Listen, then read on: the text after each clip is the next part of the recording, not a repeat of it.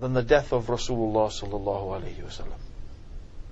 There is nothing worse that could ever happen to any of us, either individually or collectively in this ummah, that is worse than the death of Rasulullah sallallahu alaihi wasallam. And why am I saying that? I want you to think about the statement of Abu Bakr. I feel the same thing. Let's go and ask the Prophet sallallahu alaihi wasallam.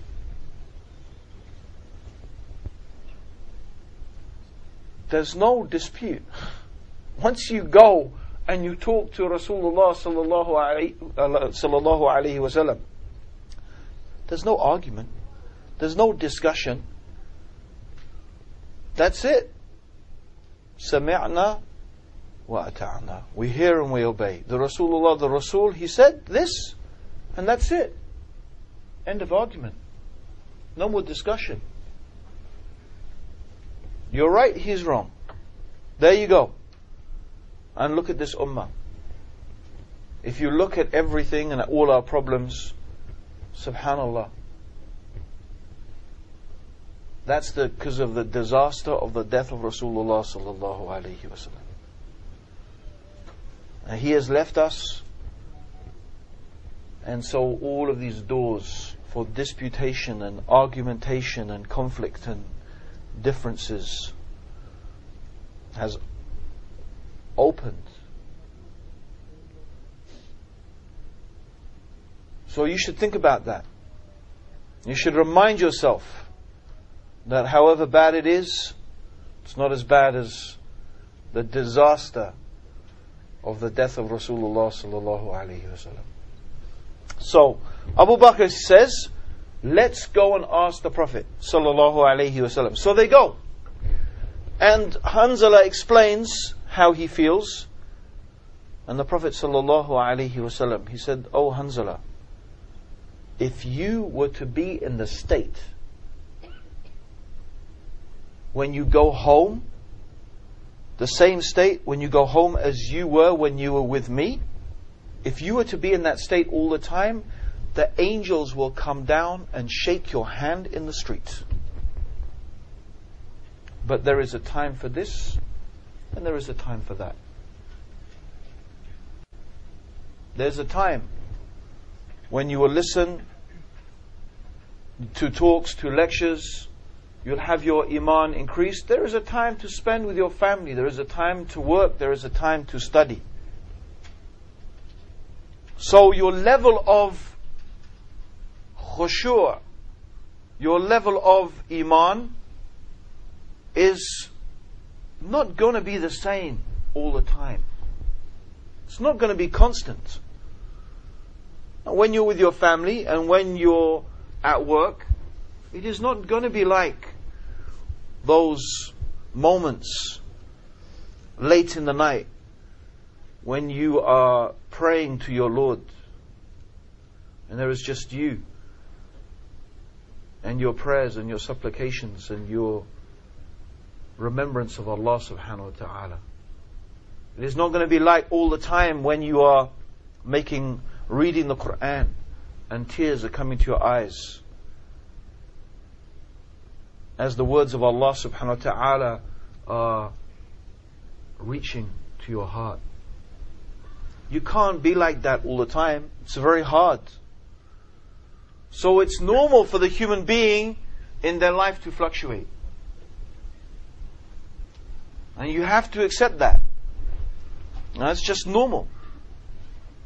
So sometimes you'll be feeling spiritually, mentally elevated, and other times you will feel low. You will feel comparatively down, and that's normal. It happens to everybody. It happens to everybody. But depression,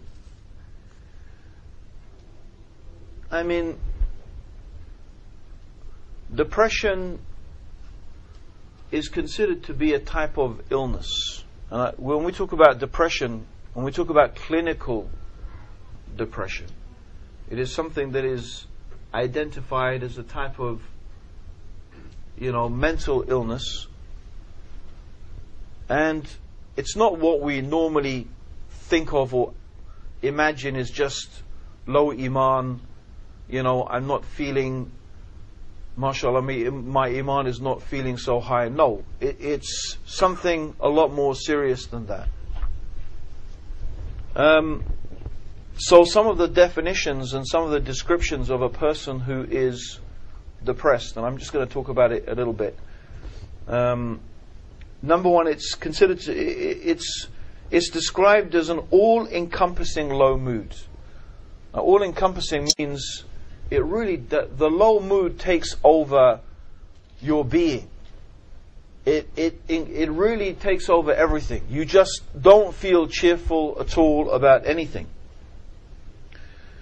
And it's also identified with low self-esteem. Low self-esteem. Now it's very interesting in psychological terms that people who experience the most happiness in their life are people who are engaged in activities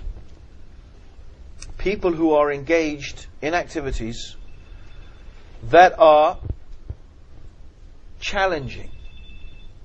So they are neither too hard, because if it's too hard, you feel you can't accomplish that particular thing, nor are they too easy, because if they're too easy, you get bored. So in reality, any task that is on the very edge of your ability, that you are involved in, and that has some clearly defined criterion, it has to have a specified outcome. And it also has to be autotelic, meaning that you get a type of satisfaction from that action itself. Not because of any particular outcome, but there's something intrinsically satisfying about that action itself. So, and it's not too hard and it's not too difficult, as I mentioned. It has a clearly defined outcome. And two important things. When you perform this action, it increases your feeling of self-worth, number one.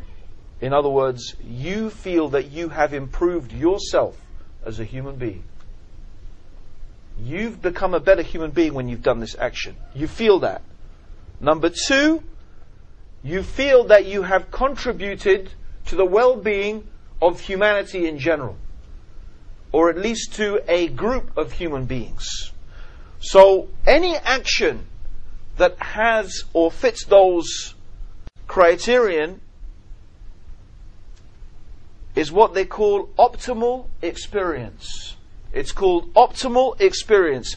And psychologists have studied, they've done extensive studies on this. Extensive. And by the way, cross-cultural. Cross-cultural studies across different cultures, across different professions. It's a very wide study. And they found that universally, human beings experience the highest state of happiness when they are involved in such experiences where they get this, what they call optimal experience. Not as you might imagine. You may imagine that people are most happy when they are relaxing and watching movies and dancing and drinking, and in reality watching sports, or watching Canada win the hockey in the Olympics, or probably they're pretty happy, right? Unless you're an American, then you probably weren't very happy. But anyway, so the point being is that actually you may imagine that those are the things that make people happy, but in fact they're not. People actually get pleasure out of struggling. They get pleasure out of struggling. SubhanAllah. They get pleasure out of it. This is an amazing thing. Of course, it shouldn't really be amazing to us, but it's just another one of those things, how modern science is uncovering deep psychological truths that we as Muslims should already know.